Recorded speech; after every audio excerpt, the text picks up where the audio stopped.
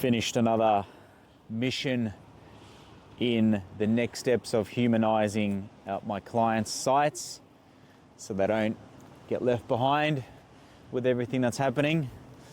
So in this particular exercise, I meet with the client, I interview them, I set up microphones, cameras, lights. In this case, it was almost an hour and a half drive from my place in Melbourne on a Sunday to get there to their warehouse where they perform a service with wedding dresses. And it's a business that they've run for X amount of years, husband and wife combo, big background story, lots of history in making wedding dresses, cleaning wedding dresses, servicing wedding dresses. So a clear, high authority on the topic.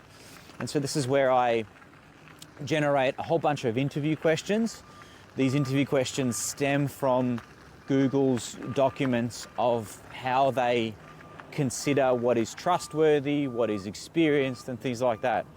So I have these questions, as well as helping the business generate like FAQ type questions on shipping and common questions they get asked, blockers and stuff like that, which helps them sell, if that makes sense. Delivering more value is the overall mission and game plan.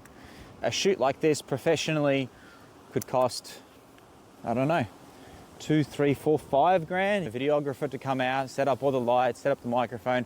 I do it one because I love it. If you know me, you see my drone stuff, and this is what I studied, Bachelor of Design, diplomas and things like that.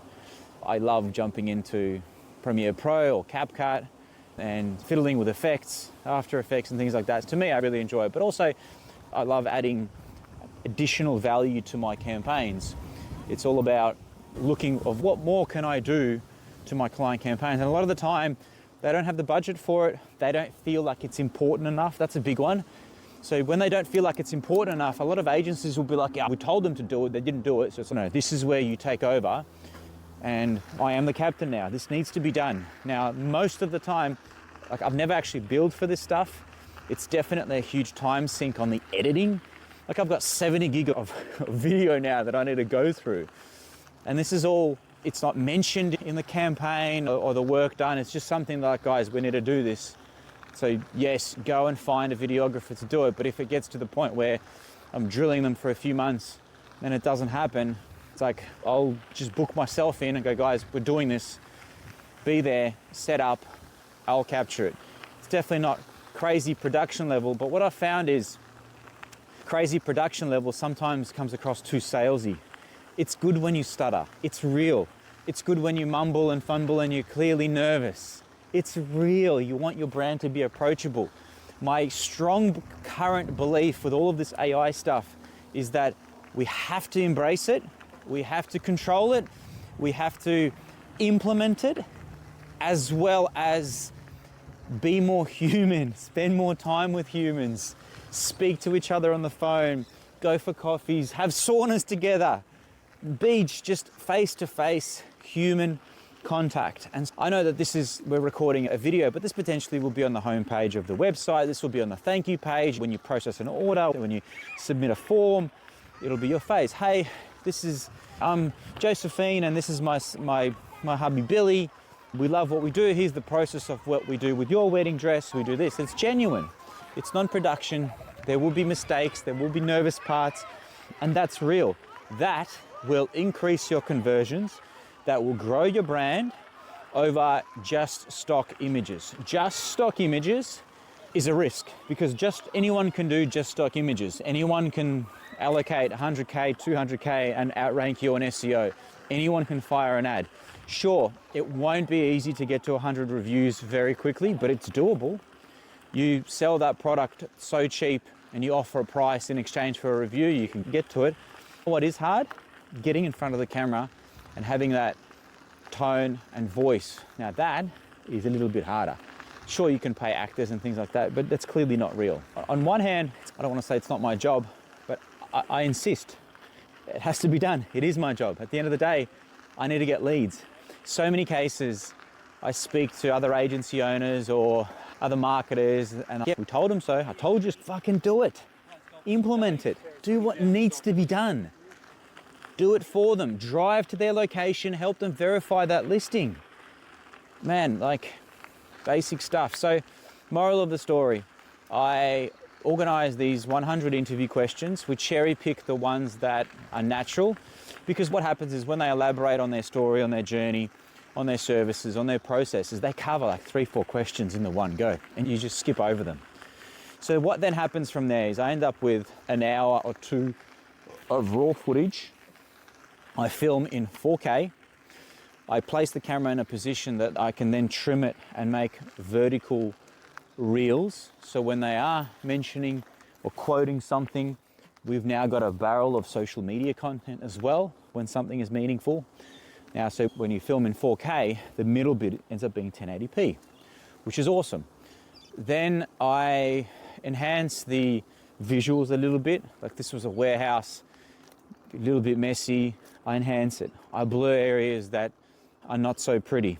Yeah, the microphone, unfortunately, we had to attach it to a box. And so any kind of, if they talk too quiet, too loud, or if they were tapping their hands on the table or the box, it didn't sound good. Audio optimization, things like that. And I'm so blessed that these days there are so many really good tools that I know the fundamentals of. I used Adobe Premiere and After Effects for the last 20 years of my life. I used Photoshop pre-2000s, right? I know what those buttons work. And so when AI rolls out with this one button does this, I understand what it's doing and I understand how to best apply it.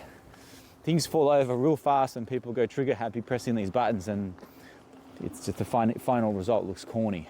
And then on top of it, I now have, like tens of thousands of words that are then, the transcription is then used for the About Us page of the website, which I'd argue is easily one of the most important pages on the site when it comes to Google identifying trust and identifying your brand journey and expertise and experience. EEAT, sound like a broken record. You getting the point now? So we've got the transcription. We've also got baseline content for service pages.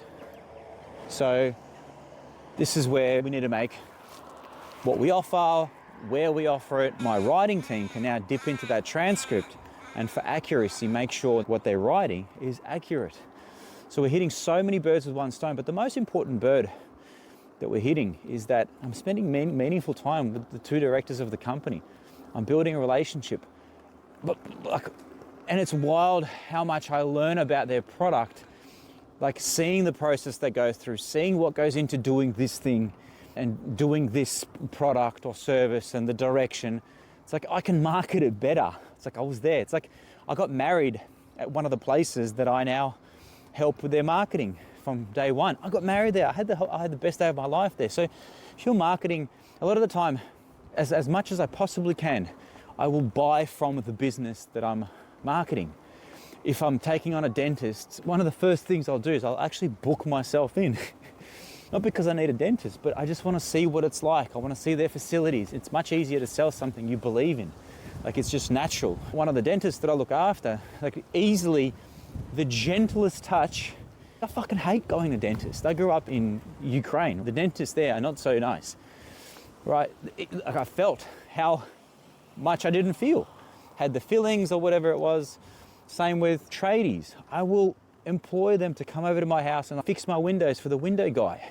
Building a website for a window company. Hey boy, can you come over? I need these genuinely needed windows fixed. Or I've got a leaking balcony now. Guess who I'm gonna contact? My wife wants stuff done in the kitchen, bigger taps and stuff like that. Guess who I'm gonna call? Only and only my clients.